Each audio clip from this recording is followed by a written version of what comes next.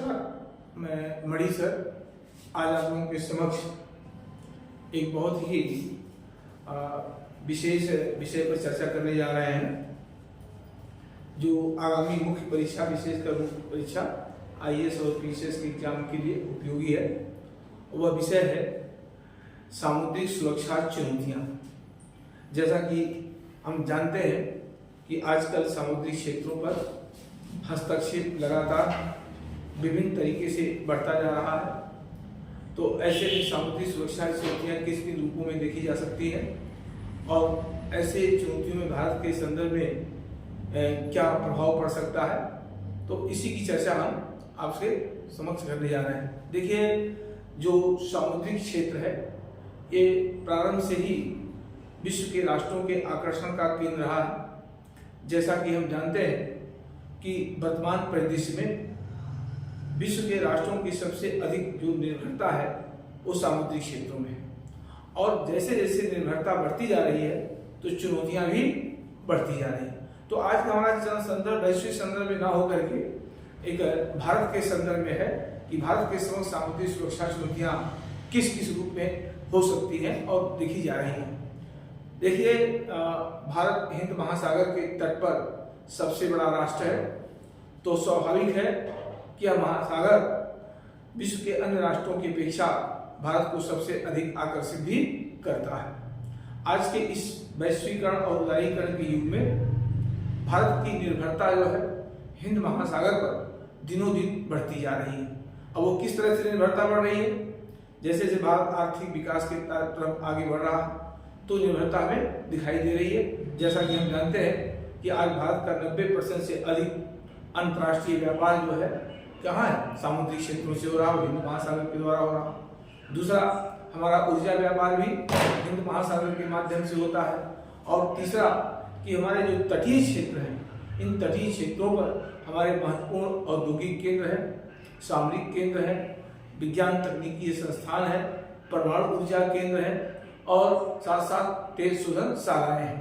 तो तटीय क्षेत्र भी जो है हमारे लिए अत्यंत महत्वपूर्ण है। अब इन तटीय क्षेत्रों की जो हमारे औद्योगिक और अन्य केंद्र जो विकसित किए गए, इन सब की सुरक्षा निर्भर करती है हमारे सामुद्रिक क्षेत्रों से। तो अब हमको सामुद्रिक सुरक्षा के रूप में देखें तो भारत के संदर्भ में अगर देखेंगे तो भारत के संदर्भ में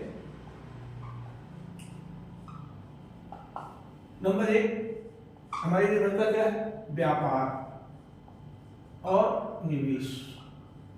दूसरा क्या है? ऊर्जा। तीसरा क्या है? तटीय क्षेत्रों में महत्वपूर्ण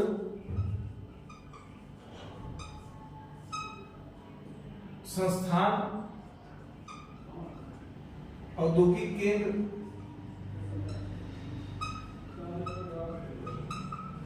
व्यापारिक केंद्र, ऊर्जा केंद्र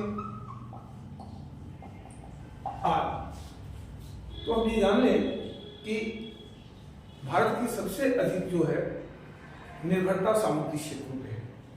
आज भारत अपने कुल अंतर्राष्ट्रीय व्यापार का 90% से अधिक व्यापार भी सामुद्रिक क्षेत्रों से कर रहा है।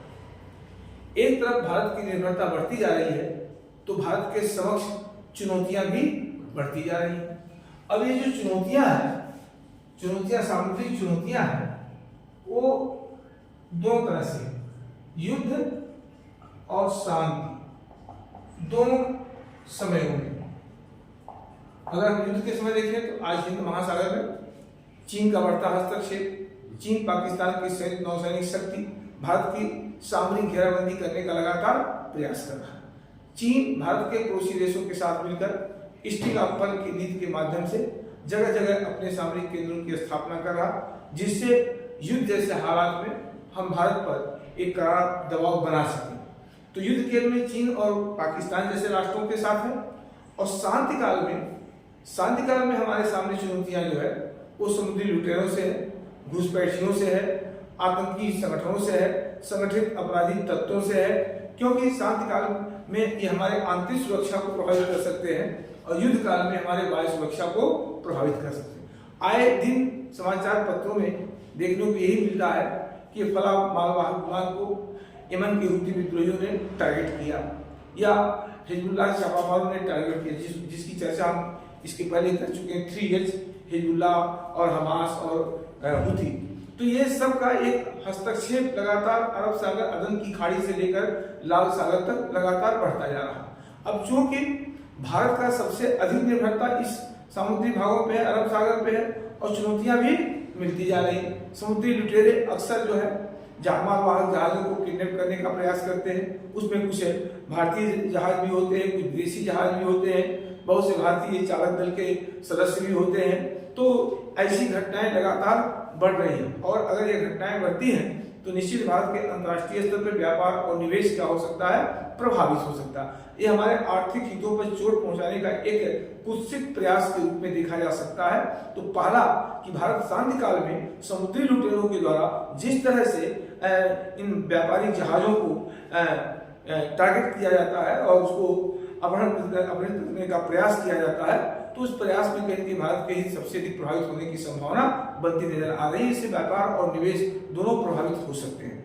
ऊर्जा का क्षेत्र है, अक्सर हमारे तेल टैंकर आते हैं, इन तेल टैंकरों पर भी हमला करने के फिराक किए जाते हैं। अभी 2-3 दिन पहले की घटना है कि रूसी एक मालवाहक जहाज था, तेल से भरा हुआ भारत यात्रा पर था, भारत आ रहा था, और हुती विद्रोहियों ने मिसाइल से अटैक किया, थोड़ा मामूली क्षतिग्रस्त हुआ था। ऐसी घटनाएं निसंदेह एक चिंता का विषय है। तो हमारा जो समुद्री क्षेत्र पर निर्भरता बढ़ती जा रही है, तो दूसरी तरफ समुद्री लुटेरों के द्वारा, विद्रोहियों के द्वारा जो टारगेट किया जा रहा, वो एक प्रमुख चुनौती। इससे हमारा व्यापार, हमारी ऊर्जा सुरक्षा कहीं कहीं संकट में होता हुआ दिखाई दे रहा।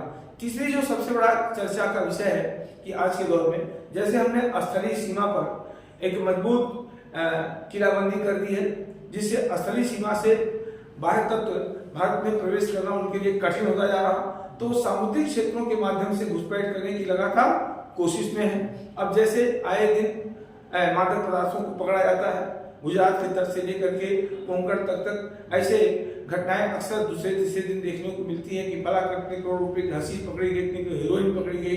अब ये मादक पदार्थों का जो अवैध कारोबार भारत में बढ़ रहा, ये भारत के आंतरिक सुरक्षा के लिए क्या है, एक चुनौती के रूप में देखी जा रही है।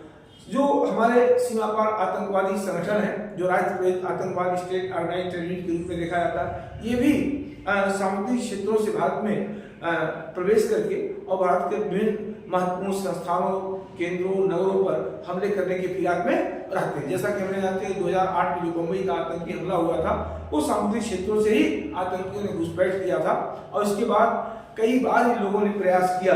हर बार इधर की सीमा सुरक्षा चुनौतियां, हमारे जो तटीय सुरक्षा बल के जवान हैं वो लगातार निगरानी करते हैं, और हम तमाम नई टेक्नोलॉजी का प्रयोग करके इनको जो है विफल करने का प्रयास करते हैं। लेकिन चुनौतियां तो हमारे सामने बना ही है।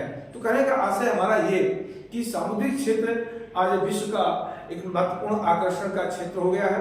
भारत जैसे राष्ट्र के लिए सामुद्रिक सुरक्षा एक महत्वपूर्ण विषय बन गया है। इसीलिए कभी प्रख्यात सामरिक विशेषज्ञ सी उदय भास्कर ने कहा था कि स्थलीय सीमाओं की अपेक्षा तटीय सीमाओं की सुरक्षा क्या है, भारत के लिए सबसे महत्वपूर्ण विषय है। क्यों कहा था? क्योंकि वो देख रहे थे कि जिस तरह से भारत की निर्भरता तटीय क्षेत्रों पर और सामुद्रिक क्षेत्रों पर बढ़ रही है, तो अगर निर्भरता बढ़ रही है तो उस क्षेत्रों की सुरक्षा भी हमारी जिम्मेदारी बनती है। अब हमारे तटीय क्षेत्र में जितने परमाणु ऊर्जा केंद्र हैं, महत्वपूर्ण परमाणु ऊर्जा केंद्र कहाँ, कोस्टल एरिया, चाहे काकरापाड़ हो, चाहे कैगा हो, चाहे कुडनकुलम हो, चाहे आपका भी जैतपुरा में रत्नागिरी डिस्ट्रिक्ट बन रहा है, ये तटीय क्षेत्रों में है। जितने हमारे तेल शोधनशालाएं बड़े, चाहे जामनगर हो, चाहे मुंबई आई हो, चाहे मंगलुरु हो, ये सब तटीय क्षेत्रों में है। तो हमारे परमाणु ऊर्जा केंद्र भी तटीय क्षेत्र में है, तेल शोधनशालाएं भी तटीय क्षेत्र में है, महत्वपूर्ण व्यापारिक केंद्र भी तटीय क्षेत्र में है, और ये सब क्षेत्र जो कोई भारत की अर्थव्यवस्था का एक प्रमुख आधार बन चुके हैं। और इन तटीय क्षेत्रों पे स्थित जो हमारे महत्वपूर्ण केंद्र हैं, युद्ध काल में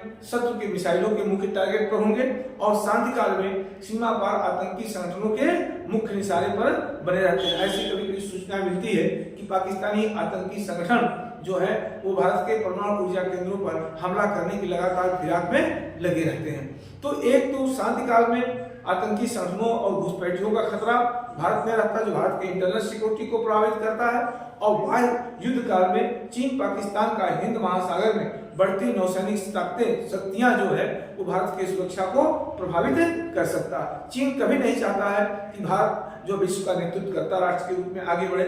चीन कभी नहीं चाहता। चीन का एक ही मंशा है कि एन केन प्रकेण भारत को दक्षिण एशिया तक ही सीमित किया जा सके, और ऐसे में चीन भारत के पड़ोसी देशों के साथ एक बेहतर तालमेल स्थापित करके, चाहे पाकिस्तान हो, चाहे श्रीलंका हो, चाहे मालदीव हो, चाहे म्यांमार हो, तो बांग्लादेश के साथ भी कोशिश करने में लगा हुआ है। तो ऐसा करके वो हम्बनटोटा को विकसित किया है, कोको द्वीप को विकसित किया है, गवादर को विकसित किया है, मालदीव में स्थित मलाओ द्वीप को विकसित किया है। तो ऐसे विकसित करके भारत की घेराबंदी करने का प्रयास किया हुआ है। पाकिस्तान उसके पीछे उसका पुरजोर साथ देने का भी प्रयास किया है। तो अब चीन पाकिस्तान की संयुक्त नौसैनिक शक्ति ये भारत के युद्ध काल के लिए प्रमुख सुरक्षा चुनौती है, और शांत काल में समुद्री लुटेरे, सोमालियाई, विशेष करके सोमालियाई लुटेरे जो हैं ये भारत की सुरक्षा को प्रभावित करते हुए दिखाई दे रहे हैं। पाकिस्तान की सीमा पर आतंकी संगठन भी इसको प्रभावित करते दिखाई दे रहे हैं, और संगठित अपराध में लिप्त ऐसे तत्व जो है वो सामुद्रिक भागों से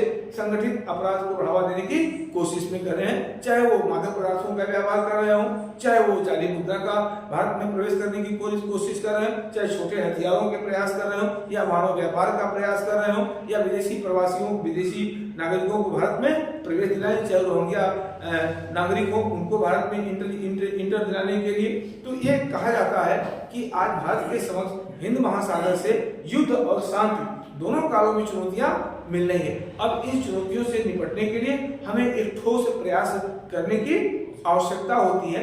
यद्यपि भारत सरकार इस दिशा में कई महत्वपूर्ण प्रयास किए हैं। आज भारत सरकार अपने तटीय सुरक्षा प्रबंधन के माध्यम से तटीय सुरक्षा बल की स्थापना करके और उसमें नवीनतम तकनीकी का समावेश करके एक लंबी तटीय सीमा की निरंतर निगरानी करने का सतत प्रयास किया है। उन्हीं प्रयासों का परिणाम है कि आज हम बहुत सीमा पार घुसपैठियों को रोकने में सफल दिखाई दे रहे हैं। और दूसरा कि हिंद महासागर में जो भारत की नेवल पावर है वो लगातार मजबूत होती जा रही है। इसका प्रमाण हमने हाल के दिनों में कई प्रमाण दे चुके हैं। जब भी कोई विदेशी जहाज, चाहे ईरान का जहाज पकड़ा हो, चाहे ग्रीस का जहाज पकड़ा गया हो, चाहे ब्रिटेन का जहाज पकड़ा गया हो, हर जहाजों को भारतीय नौसेना के युद्धपोतों ने और उसके जवानों ने और उसके पैरा कमांडो ने क्या किया है, बहुत ही तेजी से इन विद्रोहियों के खिलाफ एक्शन लेकर के और उनको मुक्त कराने में सफल रहा। भारत ने इस ऑपरेशनों के द्वारा यह साबित कर दिया कि भारत न केवल सामुद्रिक क्षेत्रों में अपने हितों की सुरक्षा करने में सफल है, अपितु इस क्षेत्र में किसी भी चुनौतियों का सामना करने में सक्षम राष्ट्र है। अपने हितों के साथ साथ विश्व के अन्य राष्ट्रों की भी सुरक्षा करने में सक्षम है। और इसी सक्षमता का कारण है कि आज विश्व के बहुत से राष्ट्र भारत के साथ जुड़ना चाहते हैं, भारत से आशा भरी निगाहों से देखते हैं कि अगर इस क्षेत्र में हमें अवैध व्यापार को इस क्षेत्र में हमें सतत व्यापार को बढ़ावा देना है तो भारत जैसे राष्ट्रों के साथ मिल करके ही काम करना होगा। तो इसी संदर्भ में हमारी आज एक छोटी सी चर्चा थी। अगर ये वीडियो अच्छा लगे तो आप लाइक करिएगा, अपने कमेंट में अपने विचार जरूर दीजिएगा ताकि हम इसको आगे बढ़ाते रहें।